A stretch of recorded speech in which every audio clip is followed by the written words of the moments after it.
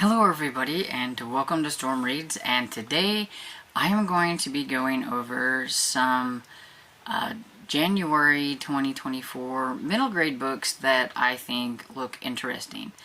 I'm not calling this an anticipated reads list because, well, I always think all middle grade books are cool, and if I say they're anticipated, that usually means that I should jump on them, and I never do.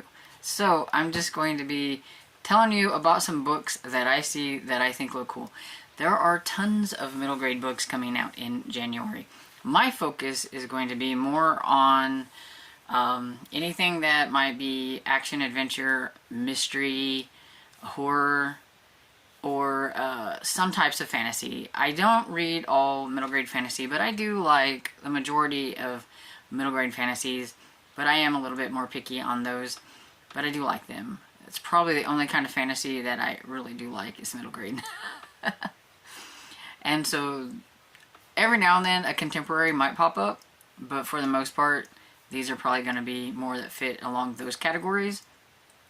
But there are like tons and tons of like contemporary ones and things like that that are also coming out, but these are just more on my level of, if I get a chance, I would like to read these. So the first one I have is the Misfits. It's it's the first in the Misfits series, I'm guessing. It's called A Royal Conundrum by Lisa Yee, and illustrated by Dan Santat. I probably butchered that. This is a middle grade graphic novel, and it sounds like it could be a lot of fun. So this one says, when a notorious thief is out for priceless treasures, who are you gonna call? An elite team of crime-fighting underdogs. That's who. The Misfits are on the case. And so it says, Olive Corbin Zhang has issues, and they mostly aren't her fault. No, really. Though she often slips under the radar, problems have a knack of finding her. So imagine her doubts when she suddenly dropped off at the strangest boarding school, a former castle turned prison that's now a reforming art school.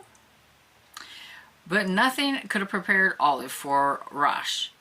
Not Rash. There, she's lumped with a team of other kids who never quite fit in and discover that the academy isn't what it seems, and neither is she. In fact, Rash is a cover for an elite group of misfits who fight crime, and Olive has arrived just in time. So it sounds like it's going to be pretty fun, and I mean, look at the cover. That's definitely a group of fun little misfits on that cover, and so yeah, I like middle grade graphic novels. A lot of times they're pretty fun, and so I want to give this one a try. And it comes out January 2nd, and it is from Random House Books for Young Readers. Then the next one I have is Slugfest by Gordon Corman. It's a well-known author that I have yet to read, but I do have some books, and that could be part of like this whole reading my own books that I'm going to get to. And it says, Yash is the best athlete of Robinette Middle School. So good, in fact, that he's already been playing for a high school JV sports team. Imagine his shock when he learns that his JV practices have kept him from earning a state-mandated credit for 8th grade PE. To graduate, he has to take a physical education equivalency, P, which is also known as Slugfest in summer school. At Slugfest, Yas meets the other students. Caden is an academic superstar who's physically hopeless. Twins Sarah and Stuart, who are too busy trying to kill each other to actually pay attention in class. Jess is a notorious prankster. Arabella protests just about everything, including mandatory PE. And Chloe is a natural athlete who has sworn off sports. Then there's their coach, Miss Tamara Finnerty, a retired teacher whose idea of physical education seems to have frozen in preschool. But Yas doesn't care, as long as he gets the credit. Too bad one of his fellow slugs is determined to blow the lid off the scandal that could make all of their time in summer school a waste. And if it weren't bad enough, Yaz is in danger of losing his star spot on the JV football team. Uh-oh. See, this is one of those kind of more realistic sports kind of ones that I basically put in here because it's Gordon Corman and I knew people would want to know all about this one. And it comes out January 9th from Blazer and Bray. And I'll try to remember to let you know when it comes out because that's an important thing. And so this next one is probably on what would be my anticipated list, and that is The Beast of Skull Rock by Matt McMahon. This is the 4th book in the Mysterious series. And yes, I have read the first 3, and so I am ready for this one to come out. So that's why I said this one would be probably more on anticipated reads. And hopefully I do get to this one soon. It says, twins Simon and Jade are thrilled to be visiting their grandfather in Tiny Skull Rock, Maine, and stay with him above the Cabin of Curiosities museum he runs, which is full of creepy old taxidermied specimens and other sinister odds and ends. But lately, strange reports have come out about series of nighttime animal attacks in the area, leaving Simon wonder if Panther Man, a monster that's part human and part panther, and rumored to live at the cave outside of town, might be responsible. Could it be that the story of Panther Man are true? Or is it something far more dangerous prowling the streets of Skull Rock? And so yeah, I've been quite entertained by the books in this series. They're kind of like a Goosebumps type of book.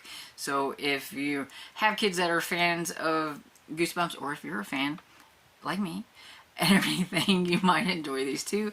And this one comes out January 16th, and it is from G.P. Putman, Son, Books for Young Readers.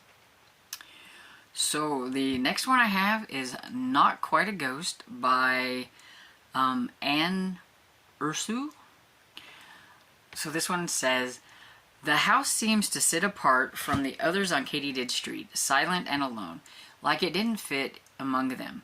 For Violet Hart, whose family is about to move into the house on Katydid Street, very little felt like it fit in anymore. Like their old house suddenly too small for their mother, since her mother remarried and the new baby arrived, or Violet's group of friends, which, since they started middle school, isn't enough for Violet's best friend Paige. Everything seems to be changing at once, but sometimes Violet tells herself change is okay. That is until Violet sees her new room. Uh-oh. The attic bedroom in her new house is shadowy, creaky, and wrapped in old yellow wallpaper covered with a faded tangle of twisting vines and sickly flowers. And then, after moving in, Violet falls ill and does not get better. As days turn into weeks without any improvement, her family's growing more confused, and her friends wonder if she's really sick at all. She finds herself spending more time alone in her room with the yellow wallpaper, the shadows moving in the corners, wrapping themselves around her at night, and soon Violet starts to suspect that she might not be alone in the room at all. And so this is a kind of a horror ghost story, and it says it's also a deeply personal story about the ghosts that surround us and the ones we carry inside. Sounds a little bit more on the contemporary, but it's also ghosty and everything, so I thought it might sound interesting. And this one comes out January 16th from Walden Pond Press. So the next one I have is The Dangerous Discovery. It's The Inventors Volume 1 by Lars Henrik Eriksen. And so, of course, this one is another graphic novel of types, and it just looks cute, and look, the cover's cover grabbed me, I will admit. Discover the vibrant islands of Mata Mata with longtime residents Cobalt Cog and his grandfather Alfred. Cobalt wants to grow up to be like his grandpa, an inventor. But when he and his friend Linnea get into an accident with one of Alfred's inventions, all hope of creating seems lost. Can Cobalt recover and move forward with his friends and family? Learn about alpha energy and all the ways that it can help. And is there something more to this mysterious energy source? Process All of this and grief, joy, health, and creativity in this fantastical coming-of-age graphic novel. So, sounds kind of fun. It comes out January 23rd from Paper Cuts. So the next one I have is The Wandering Hour. It's Doomsday Archives #1 by Zach Lauren Clark and Nick Epilopoulos. I know I'm butchering that. Anyway, it says it's the first in the spine-tingling middle-grade adventure series that's Goosebumps meets Stranger Things, following 3 friends who discover that the eerie urban legend they've been obsessively collecting may not be just make-believe. And it's got to live up to a lot with the reference to Goosebumps meets Stranger Things. I sometimes think that publishers shouldn't do that. But it says Emery Houtman knows something isn't quite right in the town of New Rottingham, although no one talks about it, certainly not the grown-ups. The sky is always overcast, the urban legends abound of mysterious disappearances, cursed objects, and strange creatures wandering the coastal fog. While bonding with Hazel and Serena, his new neighbors and fellow horror fans, Emery documents the town's creepypastas, spooky legends, and cryptid sightings in a wiki.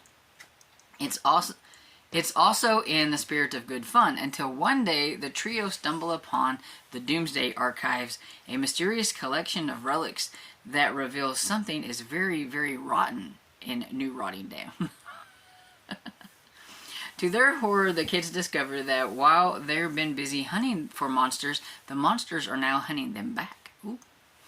Emery, Hazel, and Serena must stop the terror plaguing their town or risk losing their home and possibly their lives. Now that one sounds really good, I will admit. And that might be the only one on this list that I actually have an e-arc for. And so this one comes out January 30th, and it is from Zando Young Readers, which I've never heard of before. So it must be like a small press. This next one is one of my anticipated reads because it is Monsters Take Manhattan by Darren Aronofsky and Aaron Handel. Oh, and then they added somebody, and Lance Rubin. And so this is Monster Club #2. And so I really enjoyed the first one. This was, the first one in this is where they had like some magic ink, I believe it was, and every time they doodled and made their favorite characters and like come to life and like they could battle each other, and then somebody gets a hold of it that's not a nice person. It makes these really giant things that they had to fight and all that stuff. I'm pretty sure they were they were a monster club and everything. And it's been a while since I read that first one. It says, ever since Eric Doodles King and his friends saved Coney Island from the Crumple monster and its minions, Eric's life has been changed faster than he ever expected. His parents' divorce has gone through, his mom has moved to a duplex apartment in Manhattan, and now she's making him start over at a new fancy new private school. Suddenly, Eric's trapped between two worlds, his old Coney Island friends and the rich, cool kids at his new school who treat him like a celebrity. At least Eric thinks his days of epic monster battles are behind him, but what he doesn't realize is that the magical mermaid ink that brought his drawings to life hasn't been destroyed as he thought. Quite the opposite, King Neptune has found a way to take the last remaining drops to create a new class of creatures perfectly designed to put New York City right back where it belongs, underwater. Now it's up to Eric to rally the Monster Club again and find a way to bring back Brickman, Belly Beast, Skelly Girl, Deca Spider, and Robokeels so that they can stop Neptune before it's too late. So, yeah, it's exactly what I remembered. I remember all the little creatures, the Belly Beast and all them and everything. And so, yeah, I'm excited to get back into that world and see what's going to happen with these, with the new monster and all that stuff. And I do believe it has illustrations in it and stuff, which I think some of those authors up there might be illustrators. I think it had illustrations, if I remember right. And so yeah, this one comes out January 30th, and it's from HarperCollins. And so yeah, that one's definitely on my radar. I can't wait. And this last one I have, I'm very curious about it because I have read books by this author, and this is the world famous 9 by Ben Gooderson. And so it says, in this thrilling mystery from award-winning author, Xander is determined to do whatever it takes to save his grandmother's 19-story out-of-this-world department store, perfect for fans of the Swifts and the mysterious Benedict Society. 2 series I haven't ever tried. Xander Olinga's grandmother is the owner of a fabled number 9 plaza. The spectacular 19-story skyscraper, the 9 as it is called, has everything imaginable, including a massive Ferris wheel on its rooftop, monorail tracks suspended from its ceilings, and 25 glass elevators. But there is something evil looming in the shadows, and strange accidents start befalling the guest. When Xander and his friend Natasha come across a series of inscriptions hidden throughout the walls of the 9, they discover that the clues will lead them to magical objects which protect the store's very existence. With the future of the 9 on the line, the pair are determined to recover the mysterious objects before the luxurious plaza and its many guests are destroyed. And it says, featuring an unforgettable setting and a larger-than-life cast of characters, here's a spellbinding mystery involving puzzles, art, and high-stake adventures. And I liked his, I think it's the Winter House series that he did, and it had like the puzzles and all that kind of stuff in it too. And so I am curious to see what this one is going to be like. And so it sounds a lot of fun, and it comes out January 30th. And it is from Christy Octavino Books, which I've never heard of before, but it does sound fun anyway. And so that's all the middle grade books that I have for January, at least the ones that I wanted to mention that I was kind of curious and interested in and everything. So let me know if any of these sound cool to you, and I hope you enjoyed this video, and if you did, please give it a thumbs up and subscribe, and I will see you all in the next video. Bye.